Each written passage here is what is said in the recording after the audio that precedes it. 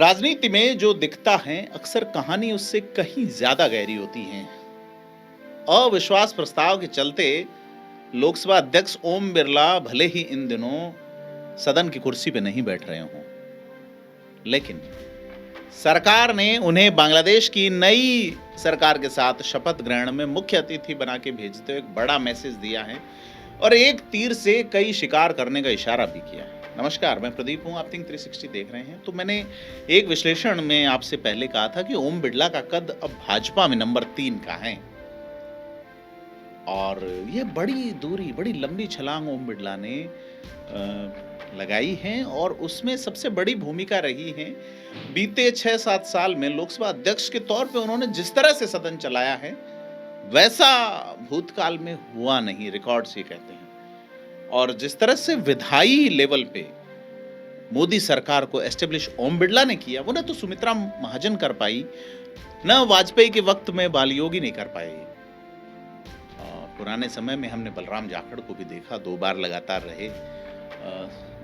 आप ये देखिए, 2 बार लगातार रहने वालों में ओम बिरला भी है। अब विपक्ष उनके खिलाफ एक नैरेटिव गढ़ के उन्हें अविश्वास प्रस्ताव का शिकार बनाने की कोशिशें कर रहा है। 9 मार्च को यह अविश्वास प्रस्ताव की चर्चा होगी, तब तक ओम बिरला चेयर पे नहीं बैठेंगे। लेकिन मोदी सरकार इस हालात को भी अवसर में बदलने में नहीं चूक रही और दुनिया के नक्शे पे 8वीं सबसे बड़ी आबादी वाला बांग्लादेश हमारा पड़ोसी है और हाल के दिनों में रिश्ते कुछ ठीक नहीं हैं।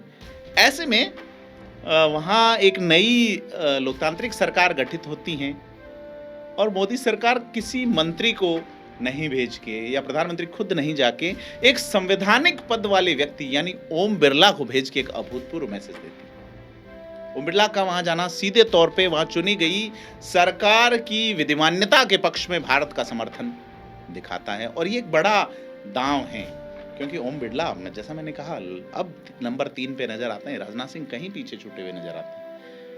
तो बांग्लादेश में लंबे समय तक सरकार का लोकतांत्रिक तरीके से गठित नहीं होना और उसके बाद उस शपथ ग्रहण समारोह में एक लोकतांत्रिक संवैधानिक व्यक्तित्व की उपस्थिति, तारिक रहमान की लोकतांत्रिक तरीके से चुनी हुई सरकार पे भारत की एक अनूठी मुहर है। और दूसरा जो संदेश है वो घरेलू राजनीति के लिए मोदी सरकार यहां विरोध कर रहे लोगों को बता रही है कि ओम बिरला मोदी सरकार के लिए नहीं बल्कि भारत के लिए कितने मायने रखते हैं। जानकार अब ये कह रहे हैं कि ओम बिरला का कद निश्चित तौर पे रक्षा मंत्री राजनाथ सिंह से भी ऊपर नजर आने लगा। तो सीधे तौर पे विदेश मंत्रालय ये साफ कर रहा है, ये कह रहा है कि लोकसभा अध्यक्ष ओम बिरला का इस महत्वपूर्ण कार्यक्रम में भाग लेना भारत और बांग्लादेशों के बीच स्थायी मित्रता को रेखांकित करता है।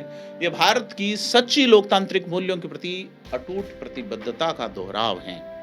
साझा इतिहास, संस्कृति और पारस्परिक सम्मान से जुड़े पड़ोसी के रूप में भारत तारिक रहमान के नेतृत्व में चुनी गई सरकार का स्वागत करता है, जिसे जनता ने भारी बहुमत से जनादेश दिया है। यहाँ विदेश सचिव विक्रम मिस्री भी जाएंगे ढाका में और वहाँ विदेश सचिव के साथ बैठक भी करेंगे, जिसमें द्विपक्षीय संबंधों पर चर्चा होगी।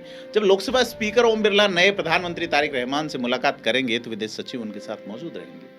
पीएम मोदी ने भी तारिक रहमान को जीत पे बधाई दी है और कहा है मजबूत द्विपक्षीय संबंध दोहराएंगे, प्रतिबद्धता जो है। तो कुल मिला के एक नया परिवर्तन का दौर शुरू हुआ है। भारत इसे एक सकारात्मक अवसर के रूप में देख रहा है और सीधे तौर पे इन रिश्तों में चुनौतियां भी कम नहीं हैं। चुनाव परिणाम आने के बाद बीएनपी के कुछ नेताओं ने भारत में शरण के लिए पूर्व प्रधानमंत्री शेख हसीना का मुद्दा उठाया है। आगे इस मुद्दे को लेकर नई सरकार क्या रवैया अपनाती है, चूंकि ओम बिरला अगर सरकार के प्रतिनिधि होते तो वहाँ के डिप्लोमेट्स या वहाँ के पॉलिटिशियंस ये कह सकते थे कि वे शेख हसीना वाले मामले में सरकार क्या कर रही है। लेकिन ओम बिरला फिलहाल सरकार के प्रतिनिधि नहीं, वो भारत के प्रतिनिधि के तौर पे एक संवैधानिक व्यक्ति है, तो ये मुद्दा उनके सामने तो उठने से रहा। तो कुल मिला के यह जो एक दांव चला गया है, क्योंकि सीधे तौर पे यह दांव बहुत कुछ दोनों देशों के संबंधों की दिशा की रेखा को तय करेगा। साथ ही तारिक रहमान सरकार जो है उससे भारत भी ये गारंटी मांगेगा कि बीएनपी का कार्यकाल जो है वो भारत गतिविधियों का अड्डा न बन जाए बांग्लादेश। तो कुल मिला के जैसा मैं आपको पहले कह चुका या अभी कह रहा हूँ कि ओम बिरला का बांग्लादेश जाना एक मास्टर स्ट्रोक है। आपको क्या लगता है? कमेंट करके बताएं। धन्यवाद।